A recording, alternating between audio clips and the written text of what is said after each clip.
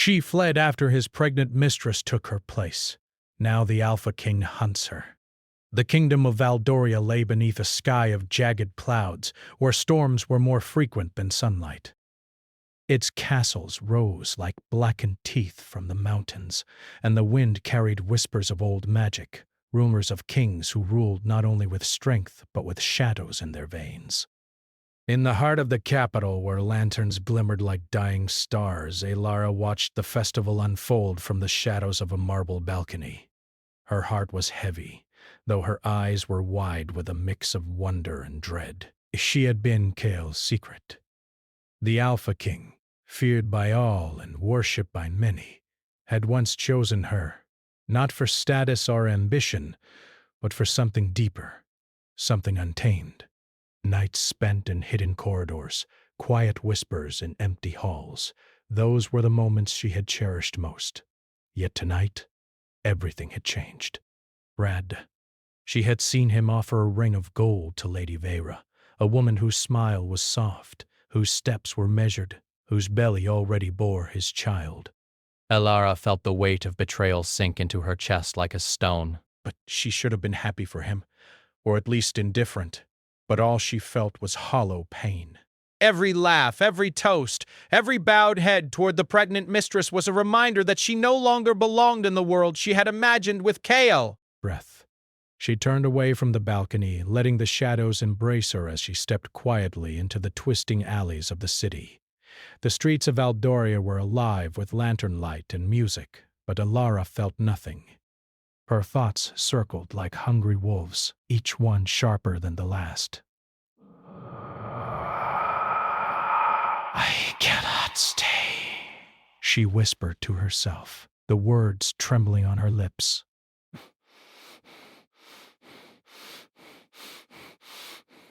"He has chosen her. I am nothing now."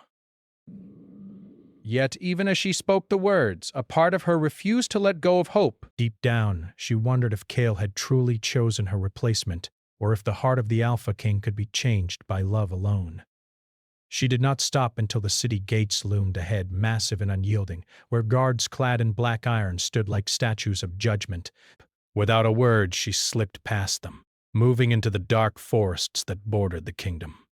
Rain began to fall, first in soft drops, then in sheets that soaked her hair and chilled her skin. The wind tugged at her cloak, and the trees groaned as if mourning her flight. Even as she ran, shadows seemed to follow her, curling around her feet and stretching in shapes she could not recognize. She remembered the old stories, whispered by wandering sorcerers and wandering bards, that the blood of kings carried curses, and that no love born in shadow was ever free of danger. Had she awakened something she could not see? She dared not ask the question aloud, fearing that the forest would answer in its own dark way. Hours passed. Her legs ached. Her breath came in short, desperate gasps. She paused by a stream, watching the water swirl in restless patterns, reflecting lightning as if the sky itself were warning her. Her reflection stared back, pale and wet, her eyes wide with fear and longing. "I must survive," she told herself, "for if I fall now, all that was once ours will be lost forever." Yet survival was not all she sought. Somewhere beneath her fear, beneath the ache of betrayal, there was a spark that refused to die. She had loved Kael with a fierceness that scared her even now, and though he had turned away, she knew the truth remained. He had never loved her lightly.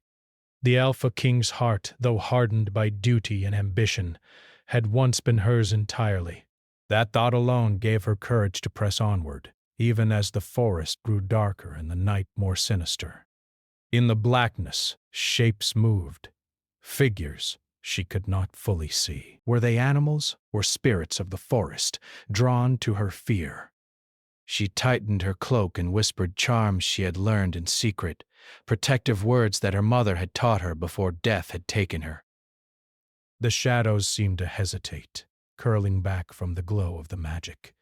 but she knew it was only temporary. The deeper she went, the stronger they would grow. She did not see him at first. The sudden crack of a branch made her heart leap. Her instinct was to run, yet she stopped, listening. From the mist a figure emerged, tall, broad, draped in black armor that seemed to drink in the storm's light. Kale. The Alpha King himself, his eyes like molten silver, burning with fury, and something else she could not name. "Elara," he said, his voice low, carrying across the rain and wind. "Why do you run from what is yours?" Her throat tightened. She had expected anger. Yes, but this was different. There was longing in his gaze, a mixture of regret and desire that made her knees weak. Yet, she had learned caution. "I am nothing to you now," she whispered. Your child carries your choice. I cannot remain. "You are more than a choice," he said. "More than any title, more than any bond that can be forced by law or ceremony. You are part of me. Do you think I do not know my heart?" Elara turned away, tears mixing with rain on her cheeks. "I cannot believe that now. You have moved on." "I have not," Kale said, stepping closer, the storm around him seeming to bend to his will. "I have only allowed appearances to fool you, as the world would have me do. But you are mine, whether you run or hide." Fear clashed with longing, creating a knot in her chest. Every instinct screamed to stay, to let the love they had shared guide her steps, yet pride and pain held her back. "Then why did you not choose me?" she asked, her voice breaking. "Why did you allow her to take my place?" Kael's expression darkened. "Because I am a king first, and a man second." I have responsibilities that even love cannot absolve. He reached for her, and she flinched, not out of fear of him, but of the truth his touch carried. "But I have never stopped thinking of you." "Never stopped wanting you, even as I am forced to walk beside her in public. Do you understand?" She wanted to believe him, to throw herself into the storm and into his arms, but she could not. Not yet. The world they lived in was too cruel, too sharp-edged for illusions to last. "I cannot return," she said, voice trembling. "Not now, perhaps not ever." Kale's jaw tightened, a shadow of anger crossing his face. "Then you will run. But know this, wherever you go, I will find you." Breaths. "And when I do, the world itself will not be enough to keep you from me." Before she could reply, the wind tore violently through the forest. Lightning split the sky, illuminating the twisted trees, and the shadows behind her stirred, growing taller, darker, alive with the magic she had feared. The forest seemed to come alive, reacting to her presence, or perhaps to the bond she shared with Kale. Elara seized the branch and ran again, feeling the forest shift beneath her feet. Yet the words of the Alpha King echoed in her mind, igniting both fear and a wild hope. She had fled, yes, but she was not free. Not yet. Hours passed. Exhaustion claimed her, but even in her fatigue, she could feel the threads of destiny pulling tighter around her. Breaths. She stumbled into a clearing where the remnants of an ancient altar lay half buried in moss and rain. Here the magic of the old world hummed, and she could feel it stirring in response to her presence. She sank to her knees, chest heaving, hands pressed to the cold stones. "Breath. If he comes," she whispered into the night. "If he truly comes, what am I to do?" Lightning split the sky once more, illuminating a figure on the edge of the clearing. Kael? Watching her. Waiting. Not with anger now, but with that same fierce, quiet longing that had haunted her dreams for months. Alara's heart thumped in her chest, fear and desire mingling in a way that left her breathless. The forest around them seemed to hold its breath, the rain slowing as if the world itself were listening to their silent conversation. I will not force you, Kale said, voice soft now, almost gentle. But I will not turn away from you either. You are mine, Elara, in ways that even time cannot undo. Her hands trembled, gripping the altar as if it were the only thing holding her to the ground. Then, what am I to do? She asked, her voice barely a whisper. Cal took a step forward, rain dripping from his dark hair, his eyes locked on hers. Survive, he said simply. And when the time comes, you will know. You will know whether your heart still belongs to me or whether the world has made us strangers forever. Elara's lips parted, caught between fear and hope, between flight and surrender. She did not know the answer yet. But one thing was certain: her life, her heart, and her destiny were no longer entirely her own.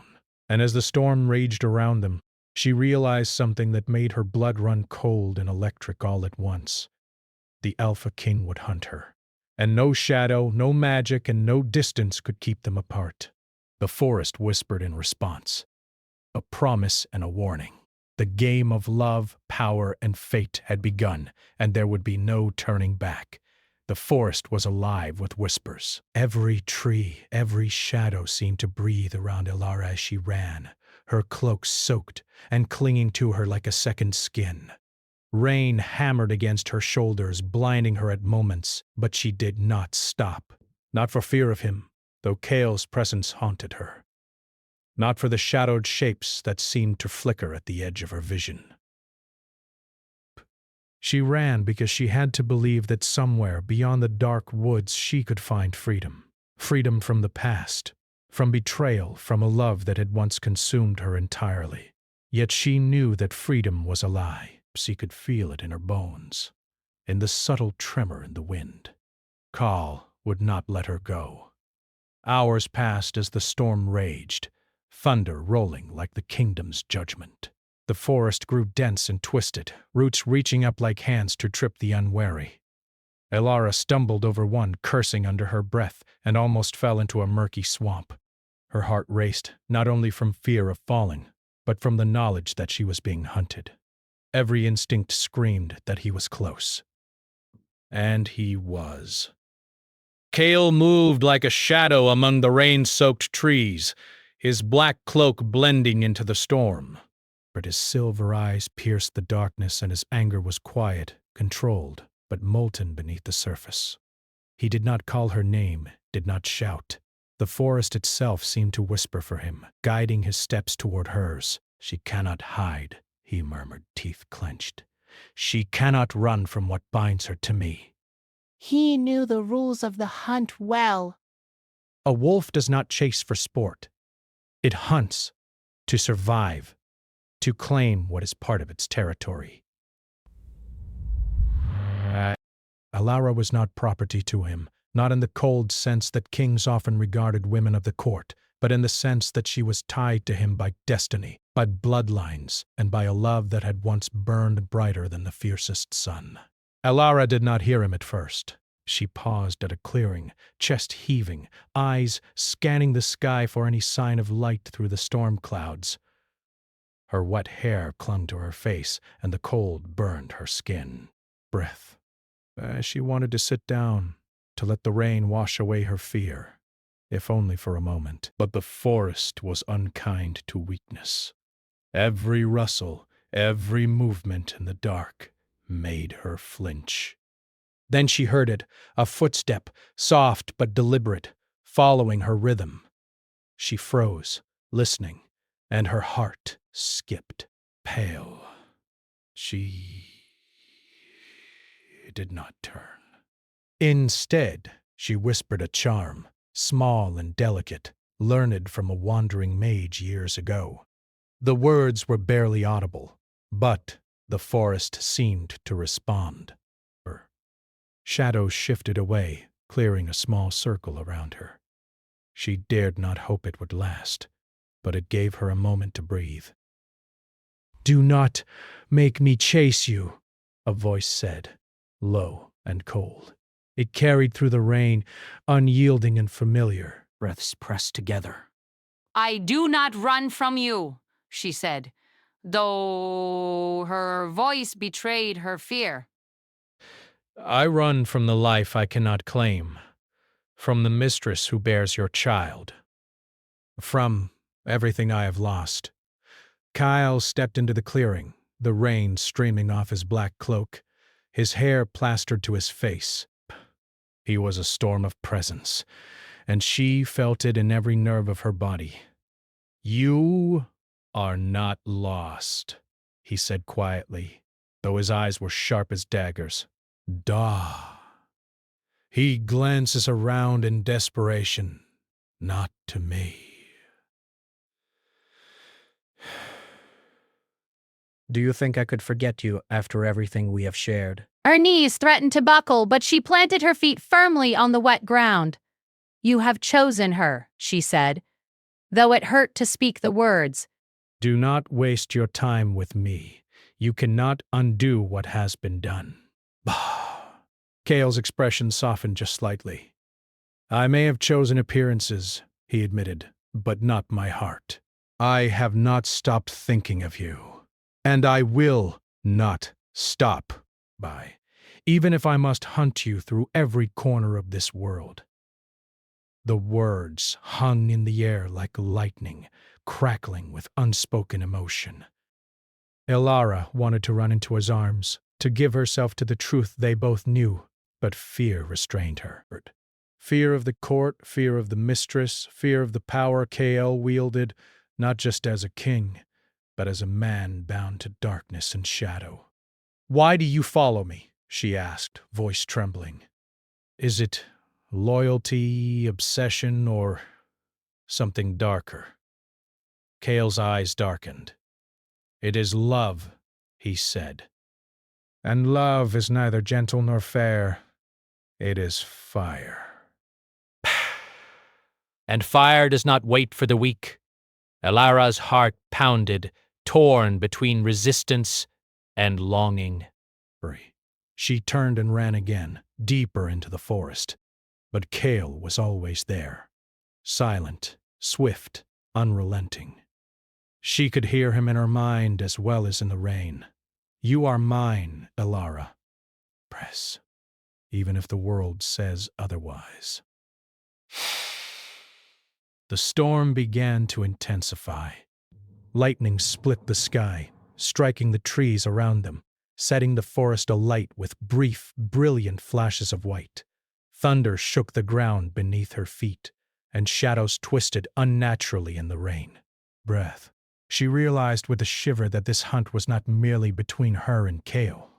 It was a test, one the forest itself seemed to enforce. Branches tore at her cloak, roots grabbed at her boots, and every step felt heavier than the last. She felt the pull of the old magic beneath the soil, the ancient curse that Kale's bloodline carried. It was the same curse she had inadvertently touched the night she fled.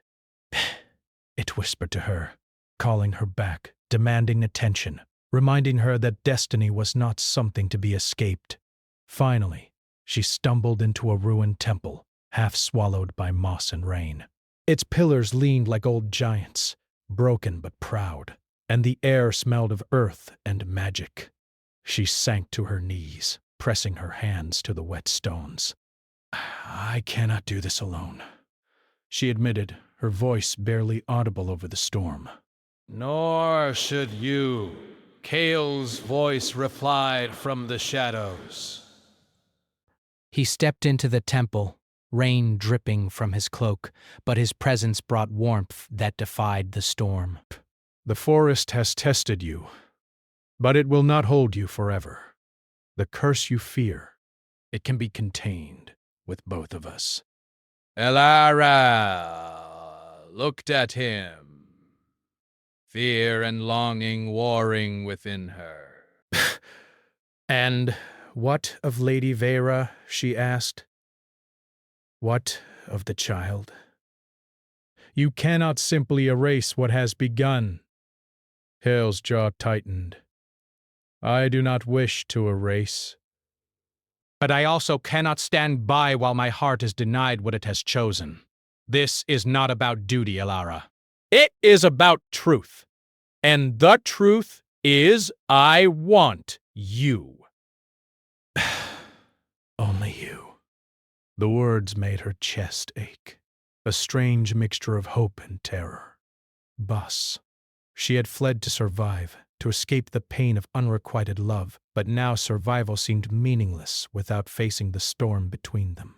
Then why does it feel impossible? She whispered, tears mixing with the rain. Why does it feel as though the world itself stands against us? Because it does, Cale said softly, stepping closer. But we are not meant to yield to the world's cruelty. We are meant to endure it together. For a moment, silence fell. The storm paused, almost as if the forest itself waited for her answer. Elara wanted to reach out, to let go of fear, to finally give herself to the man who had haunted her dreams. But caution, pride, and the weight of her past restrained her. I cannot yet, she said, her voice trembling. I cannot yet believe in what we once had, or what we might have now. Hale's eyes softened, but there was steel beneath the softness. And run! Brace. Run, and I will follow. I will not stop. You are mine, Elara, even if it takes all the storms of this kingdom to bring you back. The forest seemed to respond, leaves trembling, shadows shifting, and a distant howl cutting through the night. Elara swallowed hard, heart pounding. She knew he would keep his word. Cale would hunt her through every shadow, through every forest and ruin, until she could no longer deny the truth that tied them together. And as she turned to flee once more, a movement in the darkness caught her eye. A shape, taller than any human, flickering with a strange, unnatural light. The curse had awakened more than just their emotions. It stirred the forest itself, calling creatures older than the kingdom, drawn by the bond of the Alpha King and his fleeing love. But Elara froze, fear choking her.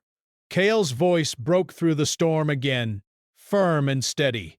Do not be afraid. Whatever comes, we face it together. For the first time in hours, perhaps days, she felt a spark of hope. And yet the storm was far from over, both in the forest and in her heart. Somewhere beyond the shadows, destiny waited. And Cale, relentless and unyielding, would ensure she could not escape it. The hunt had only just begun. The ruined temple lay in silence after the storm had passed, though the air still hummed with magic. Raindrops clung to the moss-covered stones, glinting like tiny stars, and the wind whispered through the broken pillars as if carrying secrets from the old world. Elara sat on the cold stone, knees drawn to her chest, watching Cale move silently among the ruins. The Alpha King did not speak at first, only observed her with those piercing silver eyes that had haunted her dreams for months. There was anger there, yes, and frustration, but also something more subtle, a mix of longing, regret, and hope. He was as relentless in spirit as he was in pursuit. Even here, in the quiet aftermath of a storm, he radiated command and intensity. Elara finally broke the silence. Why did you follow me? Her voice was soft, trembling, but steady. Why risk yourself, your throne, your life? Cale knelt before her, close enough that she could see the fine lines etched across his face from years of burdened rule. Because I cannot let you go, he said simply. You are part of me, Elara. Always have been. I cannot, will not allow the world to take you from me. Her heart thudded painfully. And yet you allowed her to take my place, The words felt bitter on her tongue, but she needed to hear him answer. Kale's jaw tightened. I chose duty over desire for a time. I allowed appearances to rule my actions, and I was a fool to believe it could erase what we shared. But running from me will not change the truth, and it will not protect you from the destiny that binds us. Elara's gaze fell to the stones beneath her hands. Destiny. Grasp. She had tried to escape it by fleeing. But perhaps destiny was not something one could outrun. Perhaps it was a river, and no matter how fast she ran, it would always carry her back to him. The curse, she whispered, glancing toward the shadows that lingered near the temple's edges. It grows stronger. I can feel it. It's not just our hearts. It's the land, the creatures, even the forest itself. Something ancient wakes because of us.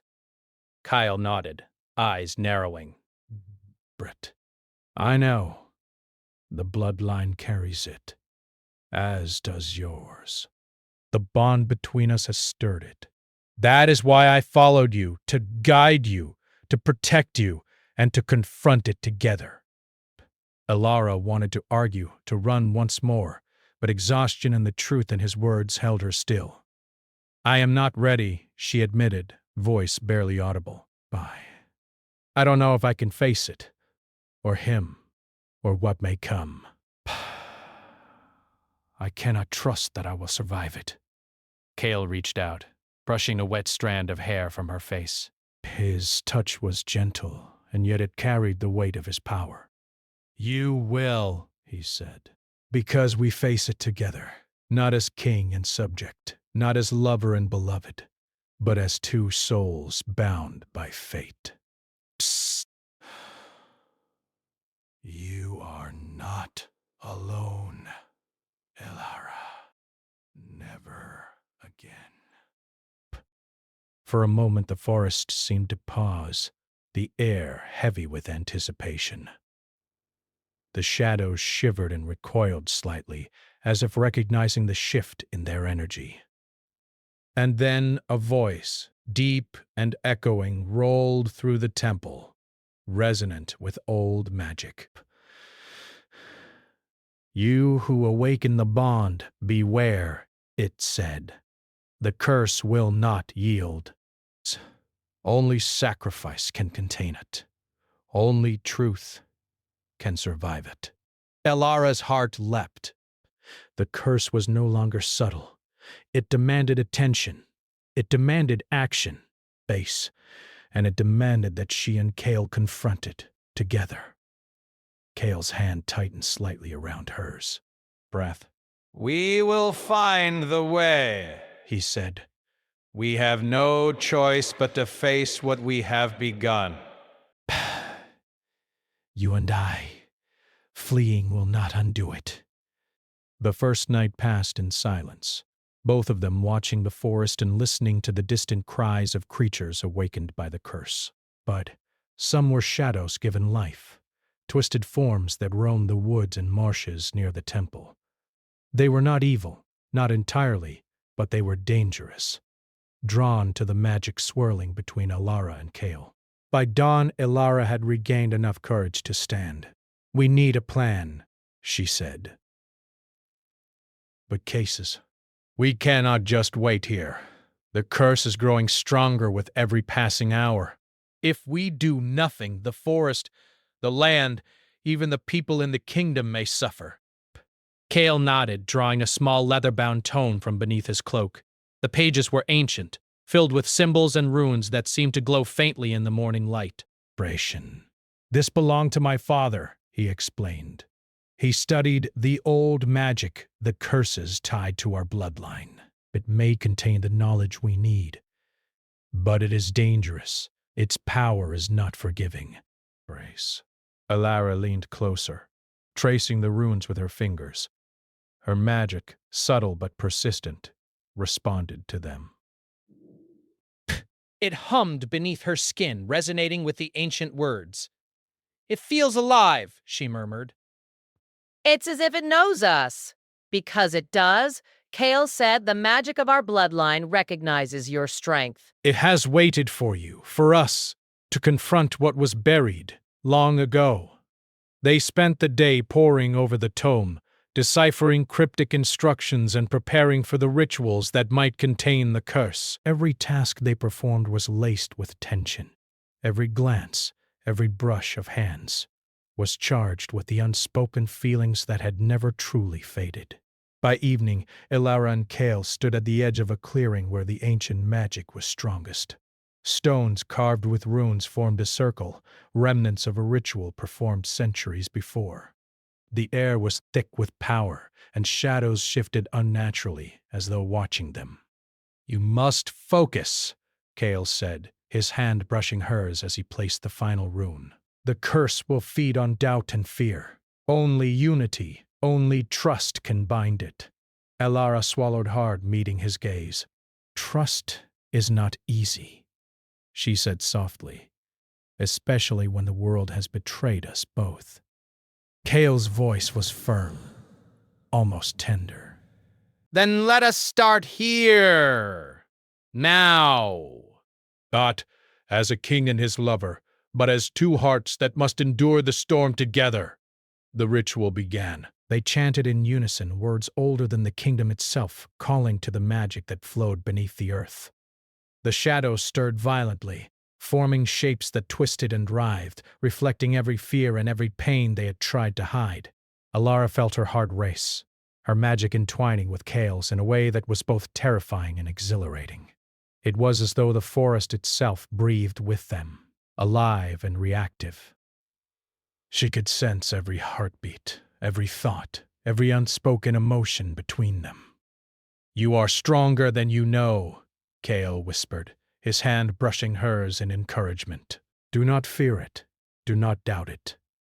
We are bound for a reason.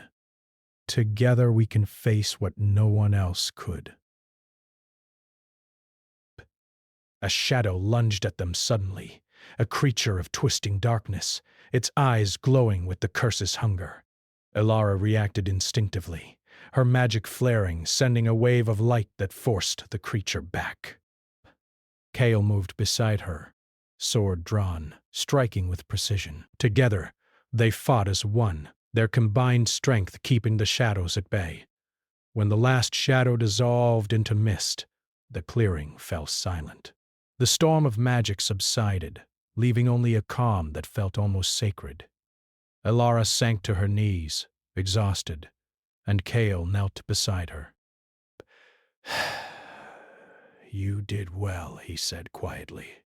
"We are not free, but we are stronger, and we face it together. That is what matters." Tears blurred her vision, but they were not only from fear or exhaustion. They were tears of relief, of gratitude, of a fragile hope. I didn't think I could do it," she admitted. "I didn't think I could face the curse, or you, after everything." Kale took her hand in both of his. "You are braver than you know." "And you are not alone anymore, Alara. Whatever comes, we face it together." That is the bond we cannot escape. For a long moment, they simply sat in silence, listening to the wind whisper through the trees. It was a peace both of them knew was temporary but precious nonetheless. The curse was not gone. The forest still pulsed with magic. Lady Vera's shadow lingered somewhere in the kingdom, and the court would not forgive or forget the Alpha King's defiance. But for now, Alara felt something she had not felt in months: hope. And she realized, with a mixture of fear and longing, that she had not fled from Kale alone. Destiny itself. And destiny, it seemed, had led her back to the man she could not stop loving. As the sun dipped below the horizon, casting golden light over the temple ruins, a distant howl echoed through the forest. The creatures stirred again, not hostile this time, but watchful. The bond between Elara and Kale had awakened more than the curse. It had awakened something older, something that would shape not only their hearts, but the kingdom itself. Elara rose to her feet, standing beside Kale. The wind tousled her hair, and her chest tightened with a strange mixture of fear, anticipation, and desire. Are you ready? Kale asked softly. She met his gaze, silver eyes against storm-dark hair, and for the first time, she did not hesitate. "Yes," she said, "but for whatever comes next." Kale's lips curved into a rare, faint smile. "Then we begin." And as the shadows of the night deepened around them, the forest seemed to bow in acknowledgement. The hunt was not over. The curse still loomed. But together they would face it. And together they would discover whether love, when forged in shadows and storms, could survive the harshest trials of all. The kingdom of Valdoria was not as it had been.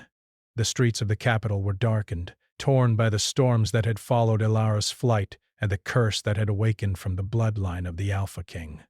Windows were shattered in some towers, and the stone of the old walls bore the cracks of magic and time. Yet, despite the devastation, life had not abandoned the city entirely. In the streets, and the faint sound of cautious voices reached the edge of the throne hall, where Kale and Elara now stood together, preparing for the final confrontation. Kale's black armor seemed darker under the stormy sky, and his silver eyes glinted with determination. Beside him, Elara tightened the cloak around her shoulders, her hands trembling slightly, not with fear of him, but with anticipation of what lay ahead. They had faced shadows, curses, and the pull of destiny together. Now the kingdom itself seemed to rise against them, testing their resolve one last time. "We do this together," Kale said, his voice low but unwavering. "No hesitation, no retreat." "We cannot allow the curse to spread any further. The kingdom, the people, everything depends on us." Elara nodded, feeling the weight of his words. She had fled once, letting fear and pride guide her steps. Now she would face her destiny, even if it demanded everything she had. "Strength. Together," she whispered. The first step was to enter the heart of the capital, where Lady Vera had taken her place in the court. The pregnant mistress ruled in the king's stead during the days Kale had appeared absent, and her presence had fueled whispers of betrayal and rumor. But tonight the castle was quiet, abandoned in fear of the curse's growing strength. As they approached the throne hall, the air grew colder, tinged with the hum of magic. Shadows twisted unnaturally around the stone walls, forming shapes that flickered and stretched, their outlines dancing like smoke. Elara's hand brushed Kale's, and the touch gave her courage she did not know she had. Together, they stepped into the chamber, the echoes of their footsteps loud against the cold stone floors. From the far end of the hall, a figure emerged. Lady Vera, her gown pale and flowing, eyes wide with fear and uncertainty. Yet there was no anger, no cruel intention, only desperation. "Ella!" she said, voice trembling. I did not know it would come to this. I never wished to take your place." But Elara's chest tightened. She had imagined confrontation filled with bitterness. Yet now, seeing the woman who bore Kale's child, she felt only pity mixed with quiet strength. "You did what you thought was right," she said softly. "But the curse does not care for right or wrong. It responds to the bond we share. Kale and I. We must face it." Beira nodded, stepping back, fear and respect mingling in her expression. "Then I will not stop you. But I warn you, the shadows have grown strong. They will test everything. The curse will not yield easily." Desperate, Kale moved to the center of the hall, drawing the ancient tome from his cloak.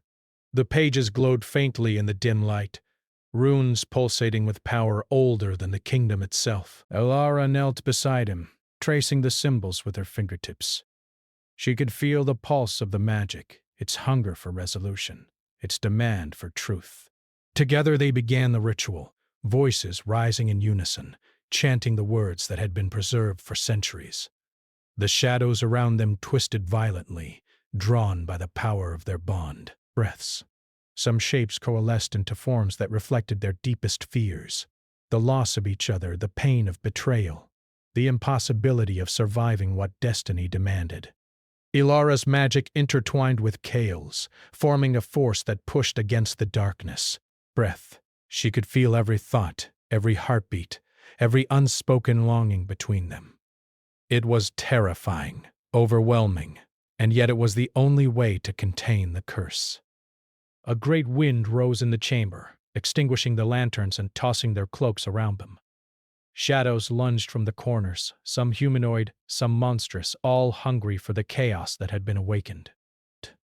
Ilara and Kale held hands, drawing their combined strength, calling the magic of their bloodlines into a single, unyielding current. You must trust me, Kale shouted over the roar of the storm. Not just now, but always. Only trust will bind this curse. Ilara nodded, focusing on his eyes. I trust you, she said, her voice steady, despite the fear that clawed at her chest. I always have. The magic flared bright and blinding as the shadows shrieked and recoiled. The forest outside the castle trembled, the walls shaking as if the entire kingdom were holding its breath. And then, in the center of the hall, the source of the curse, a dark, twisting figure formed from shadow and malice, rose, towering above them. Its voice was like the grinding of stones. Those who awaken the bond cannot escape it, it said, its tone both terrifying and sorrowful. Only sacrifice will break the chain. Ilara's hand tightened around Kale's. Then we face it together, she whispered. No one else. No one between us. Braish. Just the truth of what we are. Kale's silver eyes glimmered, and he nodded. Right. Together. The figure lunged, and the ritual reached its peak. Magic clashed with shadow, light with darkness, and the hall shook violently. Bration. Ilara felt herself lifted by the force of the spell, her heart pounding with fear and exhilaration. Kale's presence beside her was a constant grounding force.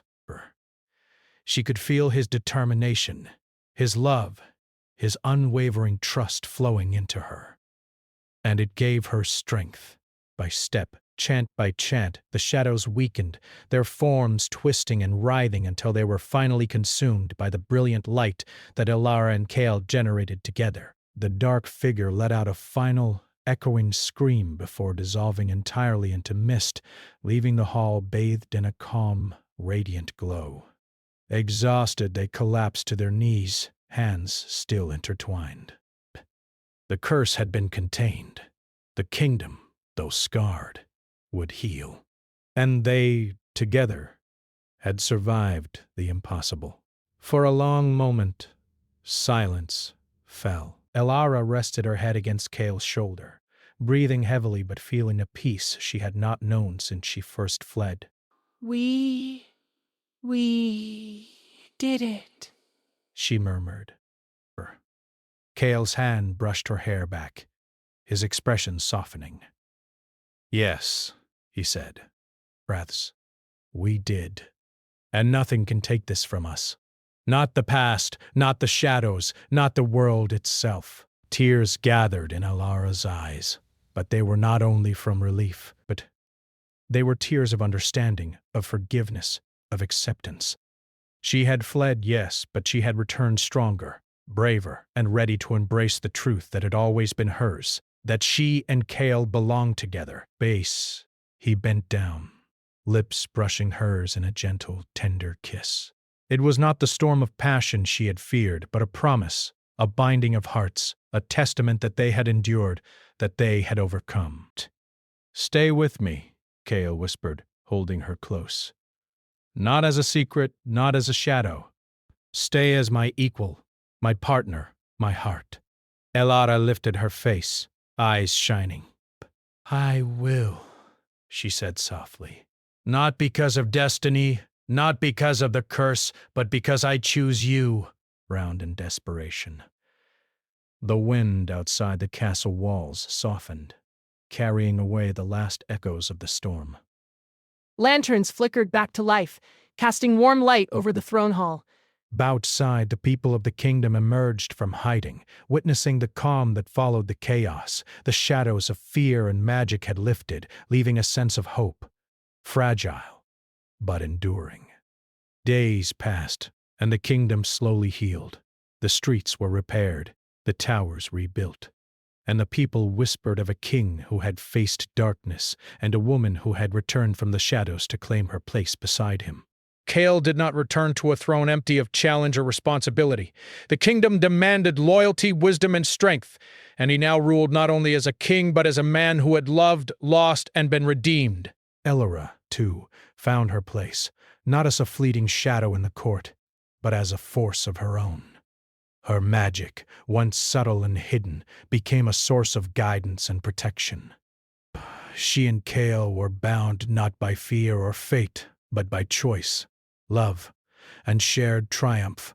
One evening as the sun dipped below the horizon, painting the sky in shades of gold and crimson, Kael and Elara stood together on the highest balcony of the restored castle. The wind tousled their hair, and the city stretched below them alive with the hum of life. You have come far, Kael said softly, his arm around her waist. Not just in the forest, not just in the ritual, but here, standing beside me. Elara leaned into him, feeling the warmth of his body and the steady rhythm of his heart. And you, she replied, have come far as well. Not only as a king, but as someone who can love without fear, without hiding. They watched the first stars appear, tiny points of light in the growing darkness. The curse was gone, but the world remained, full of challenges and surprises. And yet for the first time they felt ready. Together they could face anything. Kael bent his head, rushing a kiss across her temple. Whatever comes, Elara, we face it together. Always. I know, she whispered. Always. And in the quiet, under the sky painted with stars and the remnants of storm, the Alpha King and his chosen stood together, hearts bound by trials, magic, and love. The kingdom would remember the storm, the curse, and the shadows, but it would also remember their triumph, their unity, and the power of a love forged in darkness, yet rising into light. The night held the promise that no shadow, no curse, and no distance could ever undo what they had reclaimed. And far beyond the walls, in forests still whispering with the old magic, creatures watched and waited, not with threat, but with acknowledgement. The bond had awakened more than just hearts. It had awakened destiny. Elara took Kael's hand, feeling the strength in his grip and the warmth in his eyes. We are ready, she said softly. Kael nodded. Then let us live it together. And so at last the storm ended, the shadows receded, and the Alpha King and his beloved faced a world renewed, hearts united, and souls unbroken.